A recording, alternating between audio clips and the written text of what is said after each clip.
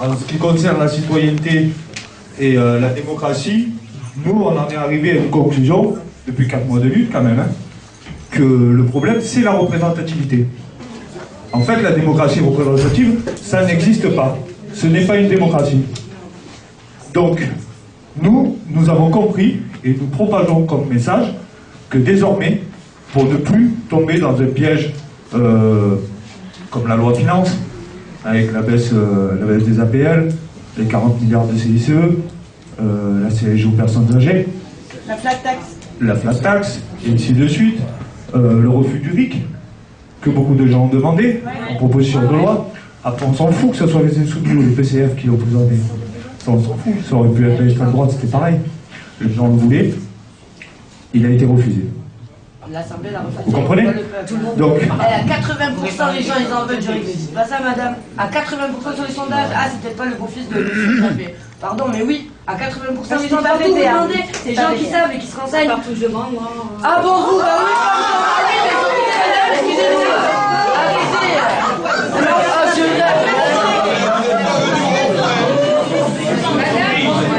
donc, pour reprendre la discussion.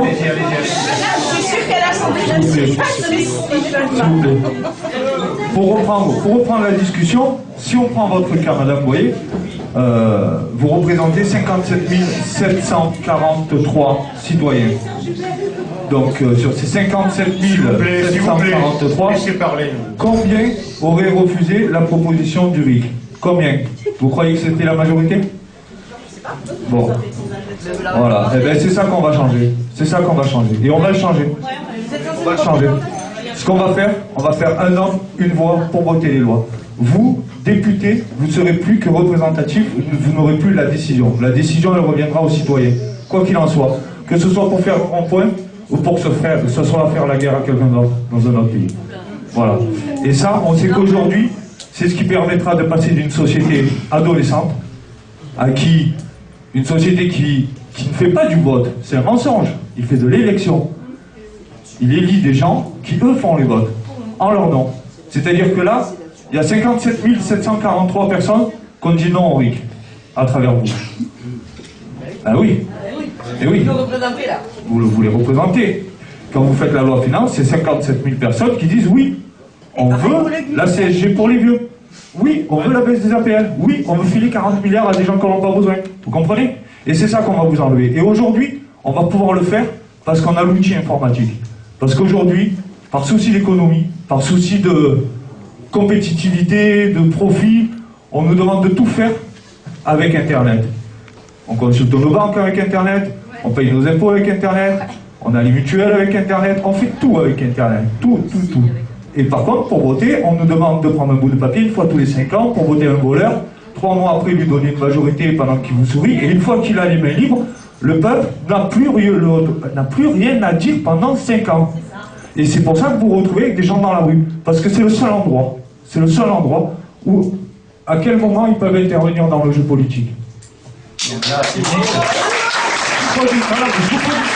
quel endroit ils peuvent intervenir dans le jeu politique? Mais on a des élections. Donc une fois tous les 5 ans. Donc une fois tous les 5 ans. Et M. Macron a-t-il respecté son programme bout à bout? Non. Et on en a déjà l'exemple. Non. La CSG aux personnes âgées, il n'a surtout pas dit qu'il la voulait. Je vous engage. Maintenant, non, mais je vais finir, après vous me répondrez. Je vais finir, après vous me répondrez. Maintenant, nous le savons parce que, s'il vous plaît, nous le savons parce qu'on a 3 exemples. Parce que ça fait 4 fois qu'on passe au quinquennat. Et qu'on n'est plus au septennat pour l'exécutif et au quinquennat pour les législatifs. Donc forcément, il n'y a plus de cohabitation. Il n'y a plus de cohabitation, le peuple est muselé pendant 5 ans. On va vous enlever ça et on va voter, nous, tous, tout le temps, avec nos téléphones portables, avec notre ligne internet, avec notre numéro fiscal, pour prendre, nous, la décision. Et le rôle du député doit être que représentatif, révocatoire. Voilà.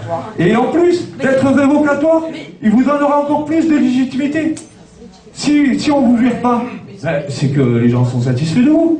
Donc ça vous donne encore plus de légitimité pour aller parler ailleurs. À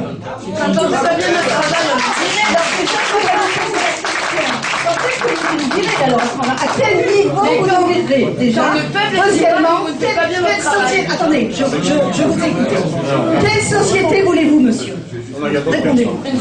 Je veux une société, je veux une société. Attends. Non, une société, pas une représentativité de l'Assemblée, une société. Que souhaitez-vous comme société? Une démocratie directe.